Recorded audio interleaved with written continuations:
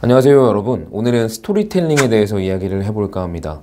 영업하시는 분들께서 그냥 나를 어필하지 않고 상품에 집중하시는 경우가 많은 것 같아요. 물론 좋은 상품을 고객들한테 제공하는 건 어떻게 보면 우리의 의무이기도 하고 좋은 상품을 권유받을 권리 또한 고객에게 있습니다. 하지만 상품에 집중하기 이전에 먼저 나에게도 집중해보는 건 어떨까요? 나를 조금 더 고객들에게 잘 어필할 수 있을 그런 무기를 만드는 것도 세일즈 할 때 굉장히 중요한 과정이라고 생각합니다. 그것이 왜 필요한지 이유를 간략하게 말씀드리면 고객들이 우리의 말을 조금 더 경청하고 수용하게 만들기 위해서는 그들이 본질적으로 가지고 있는 비판의식이나 방어기제를 제거해야 돼요. 근데 그 비판의식과 방어기제를 기재하는 것은 논리적인 부분보다는 감정적인 부분, 즉 감성적인 부분이 동요돼야 그게 제거가 조금 더 효율적으로 됩니다.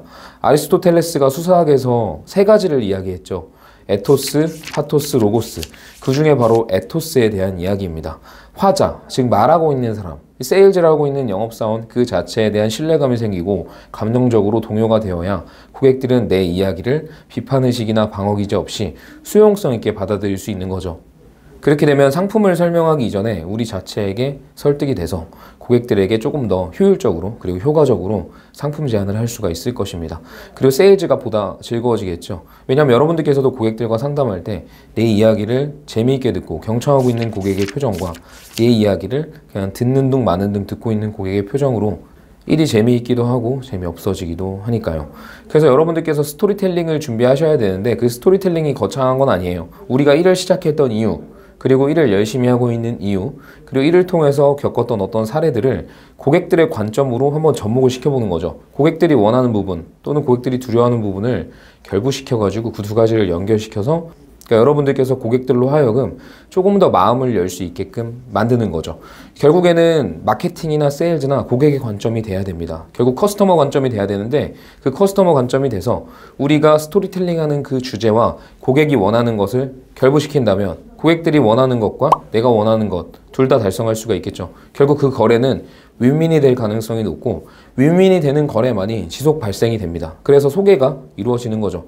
누구 한 명만 승리를 하고 누구 한 명은 승리를 하지 못한다면 한 번의 거래는 이루어질 수 있겠지만 그 이후의 거래가 이루어지기에는 좀 무리가 있을 테니까요. 그래서 여러분들께서 스토리텔링을 한번 생각해 보시면 좋을 것 같아요.